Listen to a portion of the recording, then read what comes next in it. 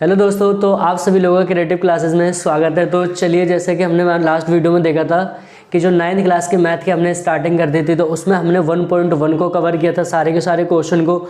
तो आज की जो वीडियो होगी बहुत इंटरेस्टिंग वीडियो आने वाली है। आप लोग वीडियो को लास्ट तक देखिएगा। क्यों देखेगा वो आप लोग वीडियो को एंड में बताऊँगा आपको क्यों। ठीक है, तो यहाँ पर हम क्या करेंगे, बात करेंगे जो हमारे इसमें जो 3-4 क्वेश्चन होंगे वो सारे के सारे इस वीडियो में हम क्या कर लेंगे, कवर कर लेंगे। और बहुत छोटी सी एक्सरसाइज है। ठीक है, यहाँ से जो आपके क्वेश्चन आएंगे वो आपके 1 से 2 नंबर के आपके बन सकते हैं। तो पहला क्वेश्चन हमारा क्या कहता है, पहला क्वेश्चन क्या कह रहा है कि दिए गए कथन सत्य असत्य है, कारण सहित अपने उत्तर दीजिए। मतलब कह रहे हैं कि जो आपके पास 3 पॉइंट दे रखे हैं उसमें बताना है कि कौन सा ट्रू है कौन सा फॉल्स है, और आपको एक रीज़न देना है। एक जो स्पेसिफिक रीज़न होता है वो देना है। अब मेन आता है कि ये चाहिए, तो देखो आप लोगों को अगर ऐसा कोई स्टूडेंट है जो फर्स्ट टाइम आ रहा है चैनल पे, तो आप सभी लोगों का मोस्ट वेलकम कि आप लोग आए हो। वीडियो को लाइक कर दिए, शेयर करिए, और जाके आप क्या करें, प्लेलिस्ट में आप वहाँ पर इंट्रोडक्शन वाली वीडियो देख लो। अगर इंट्रोडक्शन वाली आपने वीडियो देखी होगी तो सारे के सारे मैंने उसमें टॉपिक बता रखे, परमेय संख्या क्या होती है, अपरमेय संख्या क्या होती है, वो सारी डिटेल मैंने आपको यहाँ पर दे रखी है। तो पहला पॉइंट क्या कहता है, प्रत्येक अपरमेय संख्या पता है क्या होती है, कमेंट करके बताइए। प्रत्येक अपरमेय संख्या एक वास्तविक संख्या होती है। तो आप देखो कह रहा है कि प्रत्येक अपरमेय संख्या वास्तविक संख्या होती है। तो अपरमेय संख्या का मैंने आपको बताया था क्या होता है, रूट होते हैं। और आपका जैसे कि रूट हो गया, और परमेय का मतलब जो p/q के फॉर्म में होती है। तो यहाँ पर हमारा क्या आंसर आएगा कि ये जो पहला स्टेटमेंट होगी क्या होगी, ट्रू है। क्यों? क्योंकि जो परमेय संख्या और जो वास्तविक संख्या होती है उन्हीं को मिलाकर क्या बनती है, परमेय संख्या। और जो अपरमेय संख्या होती है उन्हीं को मिला के क्या बन जाती है, वास्तविक संख्या। तो आप इसका आंसर क्या जाएगा, क्या आप लिखोगे, इसका आंसर क्या है, सत्य। क्या है इसका आंसर, सत्य लिखोगे। क्योंकि ये आपको पूरा एक डिटेल रीजन देना है। क्योंकि परमेय संख्या और अपरमेय संख्या, परमेय संख्या और अपरमेय संख्या को वास्तविक संख्या के रूप में, ठीक है, संख्या के रूप में लिखते हैं। तो इसीलिए हम कह सकते हैं क्या पहला आपका स्टेटमेंट ट्रू है, हो गया। दूसरा देखो पॉइंट क्या कह रहे हैं, कह रहे हैं कि संख्या रेखा का प्रत्येक बिंदु m के रूप का होता है, जहां m एक प्राकृतिक संख्या है। क्या कह रहे हैं कि कोई भी आपका एक नंबर लाइन है, उस नंबर लाइन पे जितने भी बिंदु होंगे तो m के रूप में होगा। ठीक है, जहां m एक प्राकृतिक, सिंपल बात है। नंबर लाइन पे कभी आपने देखा कि m नंबर को शो कर सकते हैं? m क्या होता है आपका, अगर हम बात करेंगे m क्या होता है, एक वेरिएबल होता है, सिंपल बात है, आपने पढ़ा होगा। चलो, तो यहाँ पर कह रहा है कि पॉइंट पहले क्या, दूसरा आपका असत्य है। तो क्या इसका रीजन डालोगे, तो आप लिखोगे यहाँ पर असत्य। क्या लिखोगे, असत्य। क्योंकि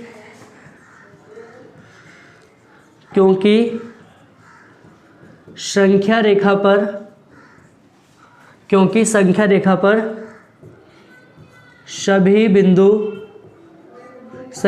पर सभी बिंदु m के रूप में नहीं हो सकते। क्यों? क्योंकि m का एक आपका वेरिएबल है, हो सकते हैं। ये हो गया। अगला पॉइंट देखिए, तीसरा पॉइंट क्या कह रहा है, तीसरा पॉइंट कह रहा है कि प्रत्येक वास्तविक संख्या पर एक अपरमेय संख्या होती है। क्या कह रहा है, प्रत्येक वास्तविक संख्या एक अपरमेय संख्या होती है। बात समझ रही है, प्रत्येक वास्तविक संख्या का अपरमेय संख्या होती है। तो इसका भी क्या, क्योंकि वास्तविक संख्या में आपका अपरमेय तो आता है, लेकिन इसमें परमेय संख्याएं नहीं आती। मतलब अगर हम बात करें वास्तविक में परमेय भी आता है और अपरमेय भी, लेकिन कह रहा है कि क्या जितनी भी वास्तविक संख्या होगी क्या वो आपकी अपरमेय संख्या होगी। तो इसका आंसर क्या होगा, असत्य। क्या होगा, ये असत्य है। लिखो क्योंकि परमेय संख्या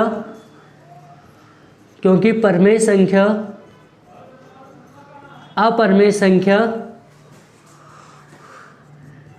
नहीं हो सकती। तो आपको ये रीजन दे रहा है, सकती है। क्यों? क्योंकि हमें पता है कि वास्तविक संख्या में दोनों चीज आती है। तो क्वेश्चन करें कि जितनी भी वास्तविक संख्या होती है क्या वो परमेय संख्या होगी, अपरमेय संख्या होगी, नहीं होगी। तो ये हमारा क्वेश्चन क्या था, फर्स्ट था। तो आप लोग इसका स्क्रीनशॉट लीजिए। हम देखते हैं क्वेश्चन नंबर 2। तो चलिए, क्वेश्चन नंबर हमारा 2 क्या कहता है। क्वेश्चन नंबर 2 कह रहा है क्या सभी धनात्मक पूर्णांक, एक शब्दों को पकड़ना, धनात्मक पूर्णांक का मतलब मैंने आपको 2 कैटेगरी बताया था, एक पॉजिटिव होता है इंटीजर्स, दूसरा क्या होता है नेगेटिव। एक धनात्मक होता है, दूसरा जैसे अगर 1 2 3 4 बात करें तो धनात्मक पूर्णांक क्या आएगा, ठीक है, और नेगेटिव का -1 -2 जो भी माइनस में डिजिट आती है उसको हम क्या कहते हैं, उसको मतलब नेगेटिव इंटीजर्स कहते हैं। क्लियर है यहाँ तक। तो क्वेश्चन कह रहा है कि क्या सभी धनात्मक पूर्णांक मतलब क्या सभी धनात्मक पूर्णांक, ठीक है, धनात्मक पूर्णांक के वर्गमूल, मतलब कि जो धनात्मक पूर्णांक हो गया अगर आप उनका वर्गमूल करते हो तो क्या अपरिमेय संख्या होगी, यदि नहीं है तो एक ऐसी संख्या के वर्गमूल का उदाहरण दीजिए दीजिए जो एक परिमेय संख्या है। क्लियर यहाँ तक। तो आपसे पूछ रहे हैं कि मतलब जो भी धनात्मक संख्या होती है तो उसका जब आप वर्गमूल करोगे तो क्या एक अपरिमेय संख्या आती है। अगर ऐसा नहीं होता है तो आपको क्या करना है कि एग्जाम्पल के थ्रू उसको एक्सप्लेन कर देना कि नहीं, कि अगर हम कोई भी धनात्मक संख्या लेते तो उसका वर्गमूल क्या होता है, परिमेय संख्या होता है। ठीक है, तो आप इसमें स्टेटमेंट लिख सकते हो कि क्या सभी, तो आप लिखोगे यहाँ पर, अगर इसका आंसर देंगे हम यहाँ पर आंसर लिखोगे नहीं सभी धनात्मक पूर्णांक का वर्गमूल अपरिमेय संख्या नहीं होता है। ठीक है, नहीं होता है, यहाँ तक आपने बता दिया। आप देखो यहाँ पर रीजन दे दो, लिख दो क्योंकि, ठीक, क्योंकि डालो।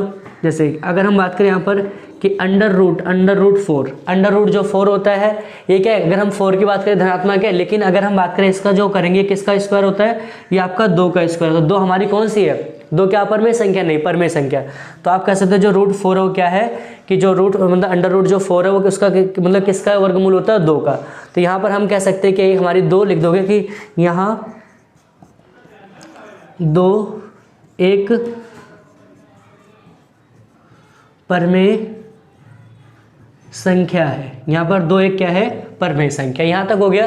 तो ये हमारा क्वेश्चन नंबर क्या था, 2। अब चलते जो हमारा क्वेश्चन नंबर, ये बहुत इंपॉर्टेंट क्वेश्चन नंबर मतलब आपका 3rd है। 3rd क्वेश्चन क्या कह रहा है कि दिखाइए कि संख्या रेखा, जो नंबर्स लाइन होती है हमें उस पर कह रहा है संख्या रेखा पर रूट 5 को किस प्रकार निरूपित किया जा सकता है। थोड़ा सा क्वेश्चन कॉम्प्लिकेटेड भी कह सकते हो, बट इसको आप अगर ध्यान से देखोगे तो आपको बिल्कुल ईजी तरीका है। ठीक है, तो मतलब कह रहे हैं कि आपको एक नंबर लाइन जो होता है, ठीक है, जिसमें आपको पता है नेगेटिव और मतलब नेगेटिव और पॉजिटिव इंटीजर्स होते हैं, तो उसको हम कैसे लिख सकते हैं यहाँ पर। तो यहाँ पर बस सिंपल से करना क्या है कि आपको इस क्वेश्चन को करने के लिए हमें पाइथागोरस का यूज़ करना पड़ेगा। आपने पाइथागोरस पढ़ी होगी थ्योरम, अगर नहीं पढ़ी होगी तो मैं उसको आगे एक्सप्लेन कर दूंगा। देखो पाइथागोरस थ्योरम क्या कहते हैं, इसका आंसर कैसे दोगे आप, पहले यहाँ पर लिख दोगे पाइथागोरस प्रमेय द्वारा। क्या लिखोगे, पाइथागोरस थ्योरम, मतलब आप कह सकते हो पाइथागोरस प्रमेय। ठीक है, पाइथागोरस प्रमेय क्या कहती है, अगर आपके पास एक त्रिभुज है, एक समकोण त्रिभुज है, यहाँ पर ऐसे कह रहा है, ठीक है, तो मतलब ABNC, ठीक है, समकोण 90 डिग्री का हो गया। तो हमें पता है कि क्या कहलाएगा, परपेंडिकुलर कहलाएगा, जिसे हम लंब कहते हैं हिंदी में। ये क्या कहलाएंगे, इसे हम क्या कहते हैं, आधार, इसको आप कह सकते हो लंब, क्या कहते हैं, लंब। और ये हमारे क्या कहते हैं, बेस, और इसको हम कहते हैं हाइपोटेनस, इंग्लिश में कहते हैं इसको हम कर्ण, क्या कहते हैं, इंग्लिश में इसको कहते हैं कर्ण। क्लियर है। तो जो पाइथागोरस प्रमेय थ्योरम क्या कहती है कि यहाँ पर क्या होगा कि जो पाइथागोरस होता है वो क्या कहता है कि जो कर्ण होता है, जो हाइपोटेनस होती है, वो दोनों के स्क्वायर के क्या करोगे, दोनों के स्क्वायर का सम करोगे तो वहाँ पर क्या होता है, इक्वल होती है। मतलब कि ये साइड क्या होती है, दोनों के इक्वल होती है।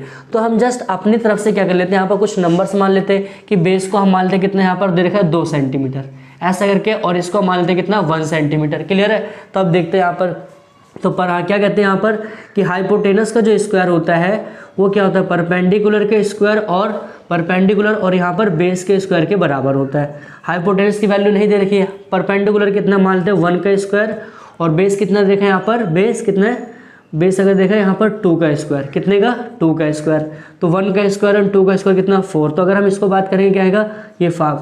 ये तो आपकी h का स्क्वायर आ गया यहाँ पर, फिर h का स्क्वायर यहाँ। अब देखो हमें स्क्वायर हटाने के लिए हम इसको क्या डाल देंगे, अंडर रूट पे। तो अंडर रूट मतलब हमें समझ में आ रहा है कि यहाँ पर इसकी वैल्यू कितनी होगी, ये 5 आएगी, अंडर रूट 5। ये कितनी वैल्यू आ गई हमारी, रूट 5। अब हमें इस रूट को 5 को अगर एक नंबर लाइन पर दिखाना है, तो नंबर लाइन पर दिखाने के लिए आपको सबसे पहले करना क्या होगा, एक आप नंबर लाइन खींच ले। आप लोग इसको स्केल से खींचोगे, फ्री हैंड नहीं खींचना है आपको, क्योंकि नंबर इसके कट सकते हैं। तो हम एक नंबर लाइन बना लेते हैं। ये नंबर लाइन हो गई यहाँ पर, ठीक है। तो मानते हैं आपका 0, इधर आपका क्या नेगेटिव, ये हो गया। और यहाँ पर आपको मानते हैं 1 2 3 4 ऐसा करके, ठीक है, 1 2 3 और 4। क्लियर यहाँ तक। अब देखो जस्ट हम मानते हैं कि जो हमारा यहाँ से पॉइंट है, ठीक है, अगर हम बात करें यहाँ से लेके ये पॉइंट, ये कितना हमारा 2 सेंटीमीटर हमने इसको नाप लिया है, ठीक है। तो अब 2 सेंटीमीटर से आपको क्या 1 सेंटीमीटर ऊपर तक खींचना है, यहाँ तक आपने खींच लिया होगा। इसको स्केल से आपको सारे शेयर करना है और फिर इसको आप यहाँ से मिला दीजिए। क्लियर। आपका नाम दे दो A B एंड C। तो ये हमारा 1 सेंटीमीटर था, ये 2 हो गया और ये √5 हो गया, ठीक है। अब करना कैसे, बस आपको इसको मेज़र कर लेना, आपके पास कंपास होगा, ठीक है, उससे मेज़र कर लेना जो भी आपके पास गोला प्रकार होगा, वो बस उसको करना कि आपको यहाँ पर इसको ऐसे करके ये आपको इसको ऐसे करना है। तो अब जो यहाँ पर वैल्यू आएगी इसका नाम दे दो D। तो ये जो आपकी वैल्यू दिखा रहे हैं नंबर लाइन पे √5 की आ जाएगी। क्लियर है। तो इतना ही आपको इस क्वेश्चन में करना है। आपका 3 नंबर का क्वेश्चन, 3 से 4 नंबर का क्वेश्चन यहाँ पर कंप्लीट होता है। तो फाइनली क्या होता है कि हमारी जो एक्सरसाइज 1.2 भी कंप्लीट होती है। आप लोग वीडियो को लाइक करिए, शेयर करिए और बताइए कि आपको वीडियो कैसे लग रही है। अगर आपको कोई और टॉपिक्स पे चाहिए तो आप वो भी पूछ सकते हो।